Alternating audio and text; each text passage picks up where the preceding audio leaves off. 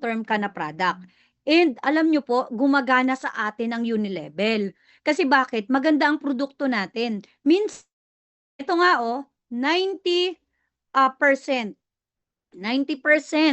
ng nagjo-join sa I Am Worldwide product user.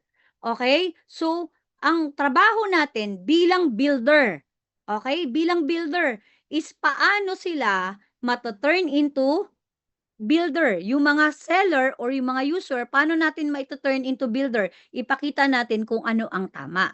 So, ngayon, tayo ang magiging solution provider para sa kanila. Okay? Kasi, ang tawag po sa atin, networker. Pagdating po sa, eto ha, huwag kang mangangako sa client mo. Kasi ang dami po nating testimony. Mag-save ka. Kung ano po yung testimony, yun lang yung sabihin mo, yun lang yung ipadala mo, yun lang yung ipakita mo. Huwag mong exage, huwag kang gumawa ng kwento na hindi totoo. Pagdating naman sa income, okay, pagdating po sa income, huwag kang mag-print ng hindi mo talaga income. Kahit magkano yan, yun ang ipakita mo. Kung nagsisimula ka, huwag kang mahiya kung ang yung cheque mo 300, 200, 500, okay lang yun. At least totoo. Kasi alam naman ng client mo na nag-i-start ka pa lang. So kung gusto mo ng maganda yung ipapakita mong resulta, o edi galingan mo. Sipagan mo. Kasi alam mo po nung nag-i-start ako, ang tinuturo ko yung may resulta. Pero after 1 month, after 2 months, may sarili na akong cheque. Bakit hindi ako papayag? Kasi alam ko na mas effective kung may sarili akong ipapakita, kahit maliit. Nagigets? Ayaw ng tao ng hype ngayon. Alam nyo po, inaral ko kung ano ang networking noon at networking ngayon. So, sa totoo lang po, mas okay na maging honest tayo. Ang kagandahan lang sa atin, hindi na tayo nagsisimula na mag-create ng mga resulta kasi may resulta na tayo. Kung nagsisimula ka, gamitin mo ang resulta ng mentor mo. Tapos after 1 month, after 2 months, ang goal mo, mag-give me 5, mag-just for you, or mag-rank up ka para may sarili kang income. Okay? May ipapakita ka na, totoo. Hindi po tayo, ito yung get rich quick, wala na yan, hindi na uubra yan. Okay, yung papangakuan mo ng kung ano-ano, hindi na siya uubra ngayon.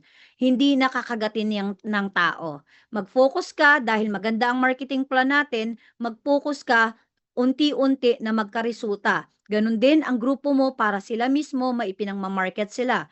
Ito, compliance. Strictly follow company policies and ang company po natin may mga do's and don'ts. Dapat alam mo yan. Okay? Alam niyo po pagka-join nyo, meron po tayong pinipil-upan. Dapat binabasa mo yun. Ah, online at saka dun sa form natin. Tapos, meron pa po tayong tinatawag na manual. Ano yung mga hindi mo dapat gawin? Okay? Kasi, ang iingatan mo sa network marketing yung pangalan mo. Kasi dala-dala mo yan, investment mo yung pangalan mo. Okay? Clear tayo? And wag mong kalimutan men siyempre, ako hindi lang ako gumagamit, nagbebenta din ako ng product para kahit anong product lahat po binibili ko. Kasi yung Choco Barley ginagamit ng anak ko, yung Pure Barley ginagamit ko, yung Gamis pag nagmamadali ako, yung Garcinia meron din ako, yung Black Coffee. Orderin mo lahat. Ang hirap mong bilhan kung wala ka namang alam mo, seller ka, independent distributor ka, pag tinanong ang product mo, tapos wala kang on hand, maghahanap ng ibang bibilhan. Nagigets mo? Tsaka paano ka magpe-present kung wala kang ipapakita? Nagigets? Okay? Tandaan mo, nagki-create po tayo ng maayos na pangalan. Integrity at transparency. Kung gusto mong pang long term ang negosyo mo, ingatan mo lahat ng ginagawa mo, be honest sa client and be honest sa grupo mo. Clear tayo? Okay, next tayo. Servant leadership. Okay, one of the best example natin ay ang ating mga BODs. Okay? Kasi, sabi dito value first approach. Focus on how can you help your downline is in customer succeed before worrying about your own commission. Magderetsahan na tayo. Ang network marketing po, hindi siya instant. Okay? Hindi, kung ikaw ay, hindi ito katulad ng employment na every 15 at saka 30, may fixed ka na salary. Sa umpisa po dito, maliit lang ang kinikita mo. Kaya nga pinakita ko yung income ko kanina, 'di ba? 2,000. Nung nag-i-start po ako dito, ang kita ko lang 10,000, 20,000, 30,000, hindi pa ako kumikita ng milyon. Hanggang sa unti-unti naintindihan ko, kailangan ko palang mag-build. Ang daming nag-e-expect kaagad kasi na pag nandito sila, na-hype sila, nag-join sila dahil malaki kaagad ang kitaan. Pero kailangan mo maintindihan, mens, tutulong ka muna habang nag-aaral ka, habang ginagawa mo to, habang nagki-create ka ng resulta, nagbi-build ka ng team, kasabay ng grupo mo yung pag-create ng resulta. Ang sabi dito, focus ka muna sa pagtulong sa mga client at sa pagtulong sa grupo mo. Kasi pag gumaling sila, automatic yung sayo, yung resulta mo. Ang mga BODs po natin, nagli-lead. Alam mo, ito po si BPI ka po, mentor, ang tagal na namin siyang kasama. Isa yung talagang nakita namin na networker. Same with our president at saka kay GM. Kasi mga networker sila kaya sobrang blessed talaga natin dahil naiintindihan nila kung ano ang sitwasyon natin bilang isang distributor.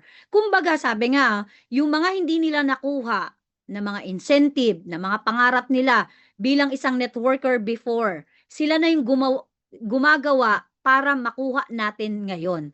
Kaya blessed ka. Imagine mo, yung marketing plan natin, kailangan i-hit mo yon. Halimbawa, ngayon, meron tayong travel to Thailand. Ako po, naka-4 na beses na ako sa Thailand. Pero hinit ko pa rin ang Thailand. Alam mo kung bakit? Libre yun ng kumpanya.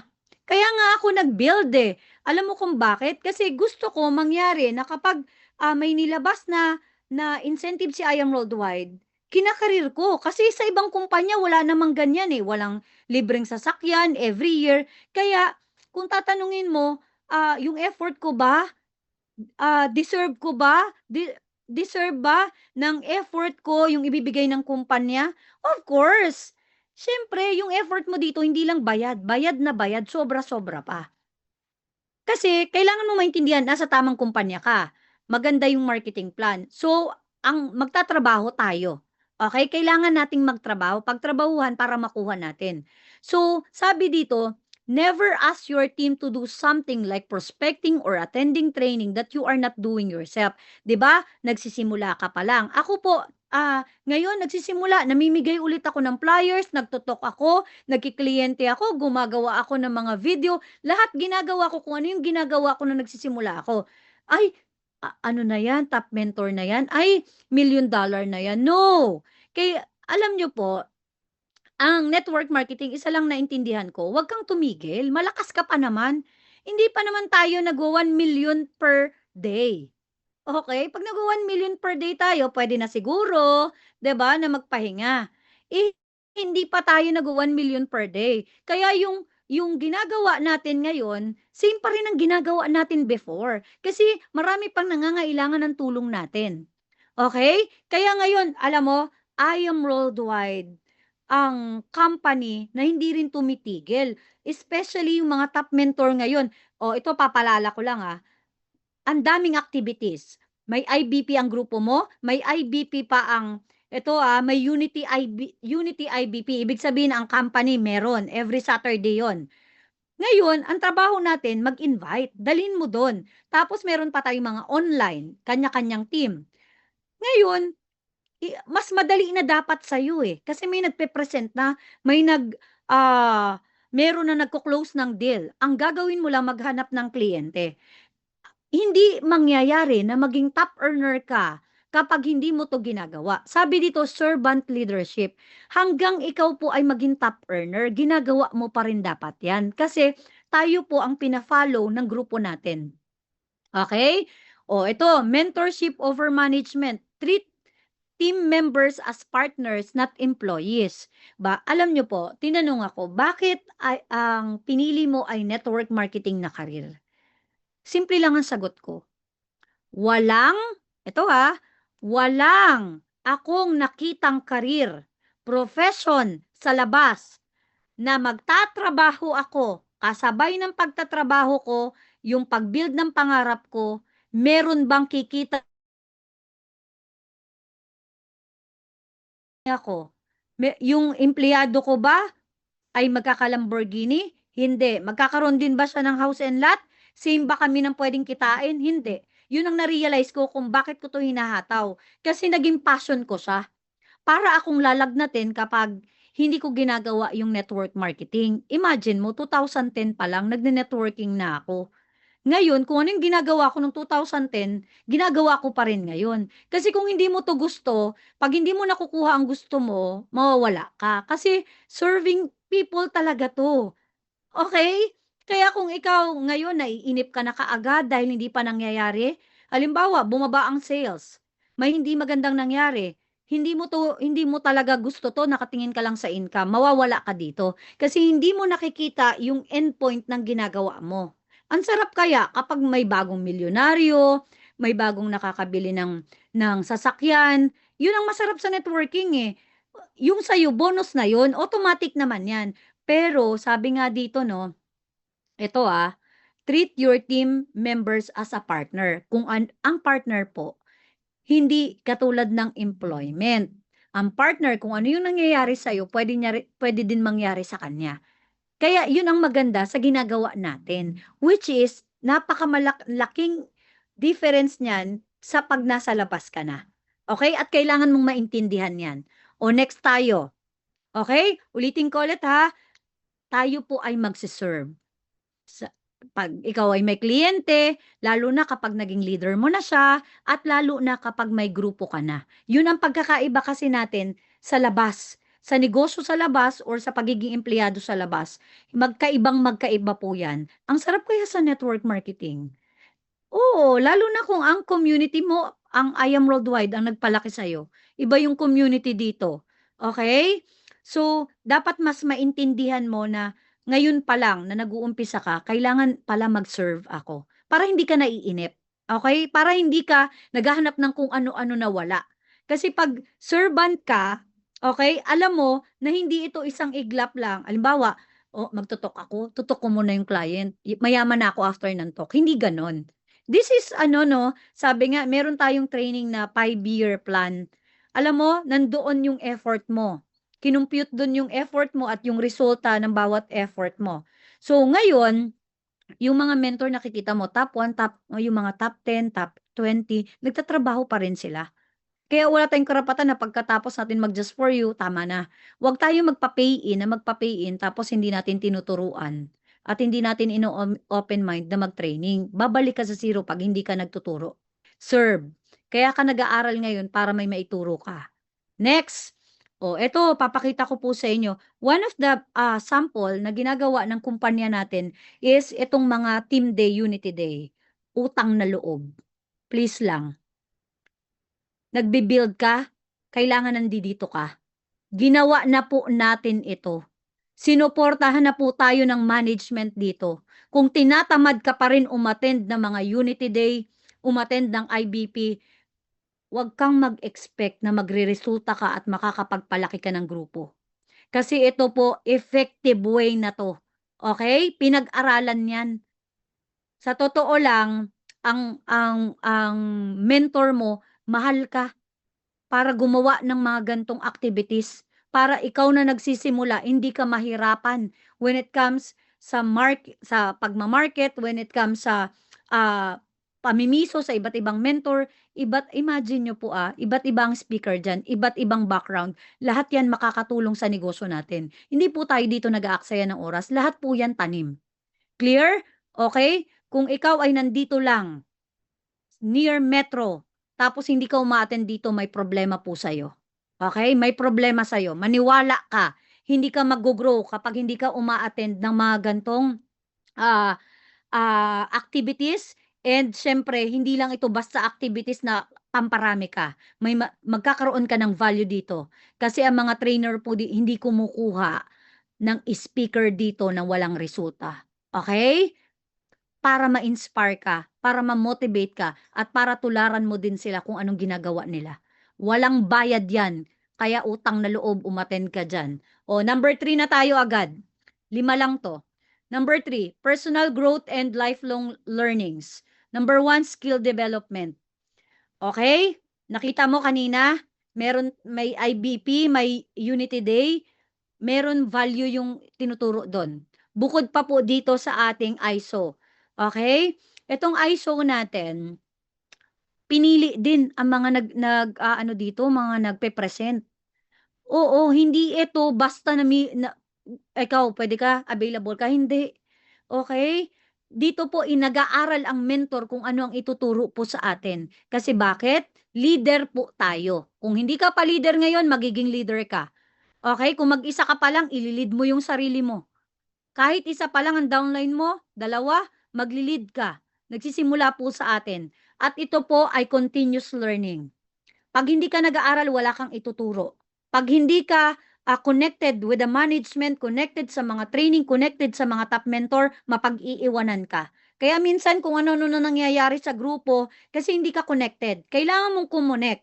Kasi nag-uusap-usap ang mga top mentor kung paano tayo mahatak pataas lahat. Ngayon, kung hindi ka nagpapakita, hindi ka nag-aaral, hindi ka nag-a-achieve, ang nangyayari sa'yo, naiiwan ka. Okay? Kaya tapos maninisi ka na walang nangyari sa'yo dito, eh hindi ka nagpapakita eh. Okay? Hindi pwede. Alam mo, ang business natin, hindi to madali. Hindi madaling yumaman dito. Kailangan maging magaling ka dito. Okay? Paano ka gagaling? Magpakita ka. Matuto kang mag-aral. Everyday nga dapat nag-aaral eh. O, mag-talk ka ng mag-talk, gagaling ka mag-talk. Mag-prospect ka ng prospect, gagaling ka mag-prospect. Okay, ano ba ang mga kailangan natin pag-aralan? Okay, skill development. O halimbawa, pagpe-present, prioritize mo yung training when it comes sa communication. Mahiyain ka, kailangan mong magsalita na magsalita. O magsimula ka, ikaw ang mag-tee up ng mentor mo. Sumunod naman yung product, aralin mo yung product natin. Hindi yung pag tinanong ka, anong lasa ng barley? Ang sagot mo, itatanong ko muna sa mentor ko. Meron po ba dito hindi alam kung anong lasa ng barley? Hindi alam kung paano timplahin ang barley? Okay? I-comment mo nga ang number 5 kung ikaw ay umiinom ng barley every day. Number 5. Okay? Utang na loob, mens. Yung barley natin discounted na tayo, kaya please lang, kung hindi ka umiinom ng barley natin, kumakain ng gamis, okay? Ito ha, para maging effective ka na leader, kailangan makita ng organization, hindi lang ng client mo, na umiinom ka at gumagamit ng produkto natin. Please lang. Tayong mga mentor, mga leader, maging tayo, kumbaga tayo yung sinusundan eh. So, pwede ba?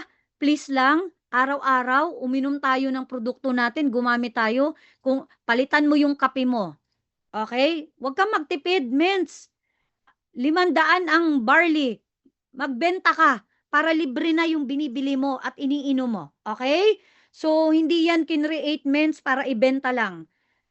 Tayo ay advantage natin as a distributor na discounted tayo. Inumin mo, gamitin mo, para makita din sa'yo ng client mo, ng mga kaibigan mo, kamag-anak mo. Okay?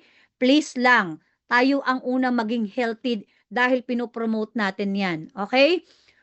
Emotional intelligence. 'Di ba?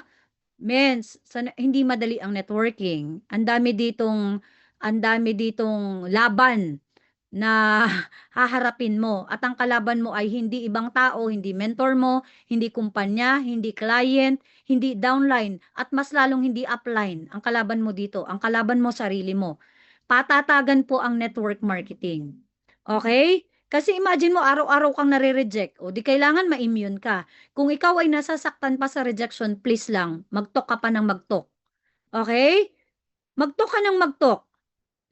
Time management, kasama yan. Marami pa ba ditong nalilate? Nalilate sa talk? Nalilate sa training? Okay? I-ano mo yung sarili mo ha. Kausapin mo yung sarili mo. Hindi dito, ang network marketing po ngayon, dapat professional ka na rin. Hindi porket hindi ka graduate, malilate ka na at unprofessional na gagawin mo to. Hindi pwedeng, ito po, tinan mo to ang I Am Worldwide para sa lahat. So, kahit hindi ka pa graduate, kung hindi ka man hindi ka man nakatapos ng pag-aaral, please lang, pag nandito ka, act as a professional. Kasi profession po ito. Okay? Dito na lang tayo.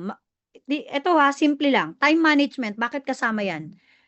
As a leader, mens, ito, naalala ko, si BP. Alam mo, pag may meeting, si BP nung nagdi-networking pa siya, lagi siyang 1 hour. Okay lang sa kanya na mauna siya sa kliyente, wag lang siyang malate. Yun kasi ang tama. Sa kanya ko natutunan yun. Okay? Kami po, taga-Antipolo. Usually, pag traffic, 2 hours kami papuntang Manila. Pag may mga meet-up, usually, lagi kaming umaga. Gumigising talaga kami ng umaga kasi hindi na pwedeng reason kasi ang traffic kasi alam na nating traffic yon. Okay? Lalo na kapag makikipag-meet ka sa client, please lang, please lang. Okay? Hindi ito basta magbebenta ka lang ng barley. Kasi ang hirap na ikaw, ang unang impression sa'yo ng kliyente mo, paano natin magiging leader to? Dito pa lang late. Okay? Late. Ito pa, ito pa. Ha? Ang leader po, hindi lang po nagpapakita at nagpipicture sa training tapos aalis na. Please lang, okay? Hindi po tayo pakitang tao dito. Ang leader po, nandun ka para matuto ka, para maging inspirasyon ka ng grupo mo, para may ituturo ka, para mag-grow ka, hindi para magpunta ka lang doon para mag-picture. Huwag kang umatay ng training kapag kailangan lang. Ang training po, parang pagkain yan, parang toothbrush yan. As a leader po, ano siya, fuel natin. Alam mo, ang taas na ng langis ngayon. Okay? So, huwag ka mamroblema na mataas ang langis kung wala ka namang kotse. Huwag ka nagpapaka-stress doon. Ang daming nai-stress ka sa langis. Okay? Alam mo, ito lang natutunan ko. Nag-usap kami ni Coach Mike. Huwag tayong makisabay dyan. Ba't tayo makikisabay? Okay? Ba't tayo magpapaka-stress? May magagawa ka ba doon kung tumaas ang langis? Wala naman, di ba? So, baka yan pa yung ikaano mo. Sa halip na 1 sachet ka lang, ang requirement sa'yo, 10 sachet na dahil nai-stress ka dyan. Please lang, kung hindi naman makakatulong sa'yo, wag mo nang idagdag sa alalahanin mo. Okay? Yung iba pinoproblema, hindi naman dapat talaga problemahin. Okay? Pwede ba, i-focus mo, ibigay mo yung energy dun sa na magpo-provide sa'yo ng income, ng production. Kung hindi ka naman kikita, tigil-tigilan natin, mens. Okay? Na pakikisawsaw, alam mo yun, nagko-comment ka pa doon. Alam mo, pag nasa network marketing ka, dapat rich mindset ka na. Siyempre, alam mo, tingnan mo to, magpo-post ka, ipo-post mo sa social media na magpapagas na tayo. Anong tingin ng mga nakaano, "Ano ba 'yan? Akala ko ba payaman sila do'n, bakit nagmamadali na nakikipag-agawan, nakakapila sa gas station." Nage-gets mo? Ang dami kasi nakatingin sa atin. Nagpo-promote kasi hindi nakikita sa atin, so medyo, taliwas 'yun, okey? Siyempre ano tayo, artista na tayo, ayaw mo at hindi, artista na tayo. May nakatingin lagi sa post mo, kaya be careful, okey? Even yung mga leaders mo, okey, kinokopya ka kaya? Ito mindset training, cultivate resilience in a positive outlook to handle the inevitable no's. Mindset training, ikaw ba yung tipong mag-iiyak pa 'pag hindi nag-join yung kaibigan mo, katrabaho mo, or mga close sa'yo? Umattend ka ng training para lumakas yung mindset mo, okay? Kailangan paulit-ulit kang ma-reject. Lagi ko 'tong sinasabi. Usually naman kaya nada-down ang isang tao nare-reject, Alam mo para maiwasan mo yung rejection, yung mga no, galingan mo. Lagi kang mag-talk hanggang sa yung mga client mo hindi na mag-no. Kasi yung no po, hindi ibig sabihin ayaw. Minsan kulang yung explanation, minsan, hindi mo na-solve yung problema ng kliyente, and minsan, okay, meron kang kailangan pang i-improve sa pagtotok mo, or wala lang talaga siyang ano ngayon, pero galingan mo sa pag-closing at sa pag-follow up, mapapa-join mo din 'yan, okay? So, normal 'yan, ha. Ang ingatan mo yung mind mo, dahil patatagan po sa network marketing. And then, ito pa, Bible-based values. So, many successful organization incorporate principle of stewardship, diligence, and sowing and reaping into their growth strategy. So, part na siya. Okay? Huwag kang maniwala dun sa, bakit isinasama si Lord sa business? Kailangan namang hindi isama. Sino ba ang nagbigay ng business sa atin? 'Di ba? Hindi naman puwedeng wala tayong guidance. Lahat ng meron tayo is kinreate yan ni Lord para sa atin. Kaya huwag kang maniwala na kailangan hindi sinasama yung mga Bible verse. No, guide natin yan. Okay? So yan, diyan din tayo kumukuha ng lakas. Hindi tayo puwedeng maging successful nang wala si Lord. Kaya kasama po talaga yan.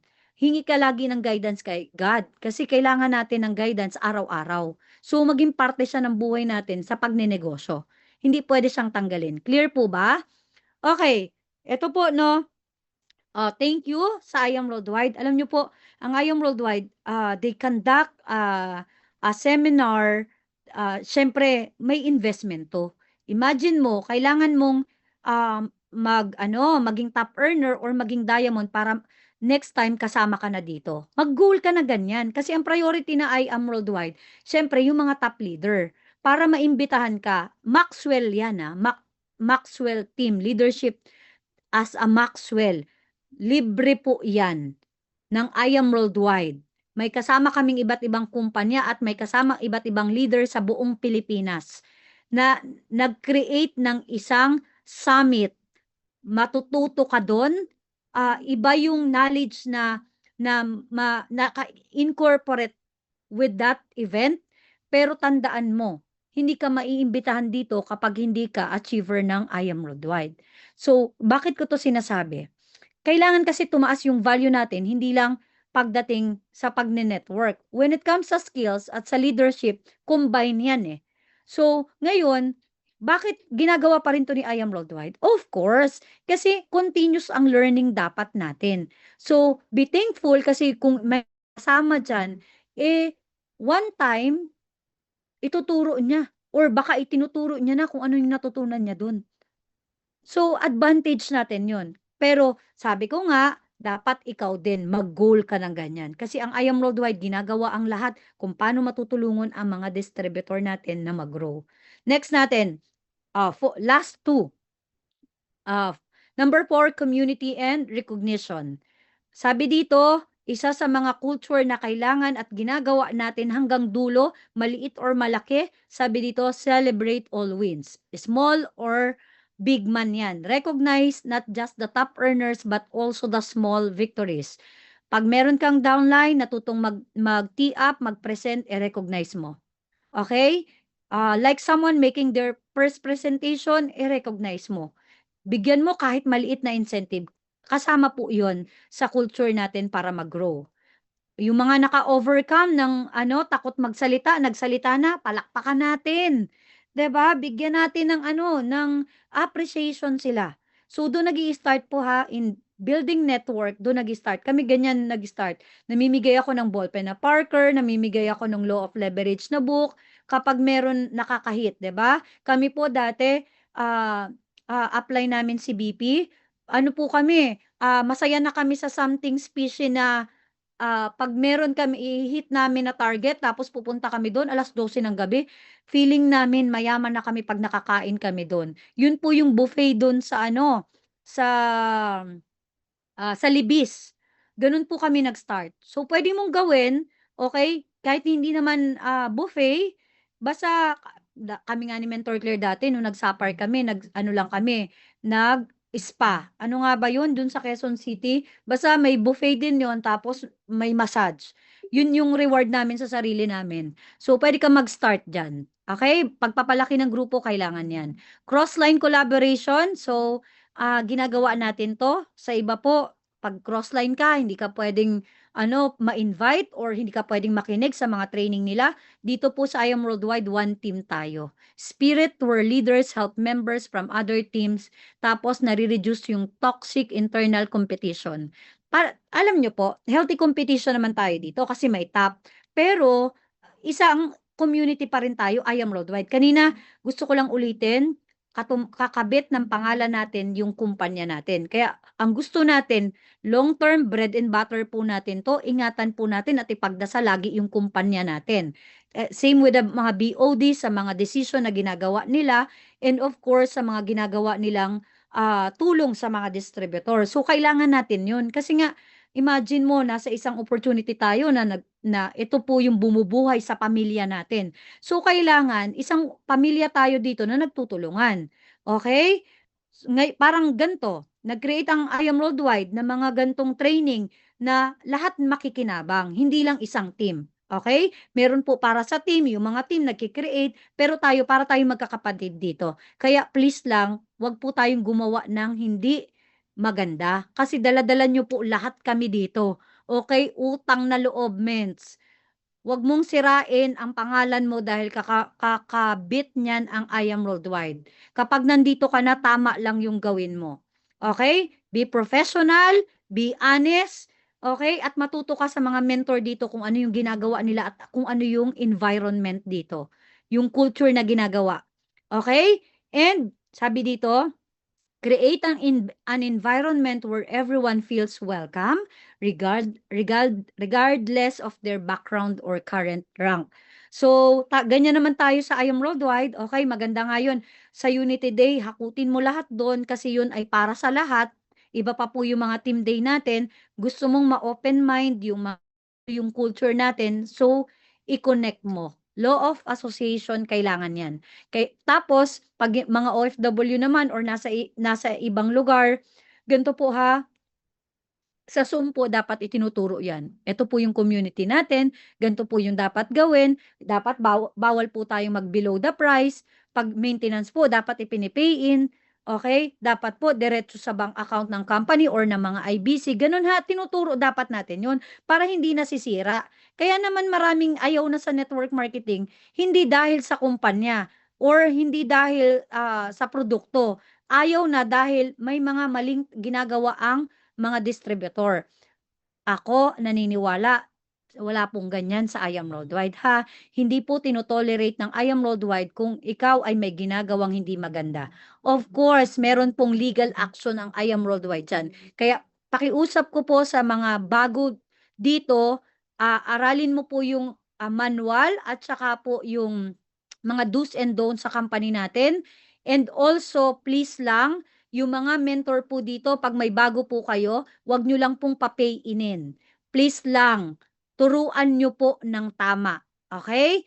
Kasi minsan po, minsan tayo yung may pagkukulang. Okay?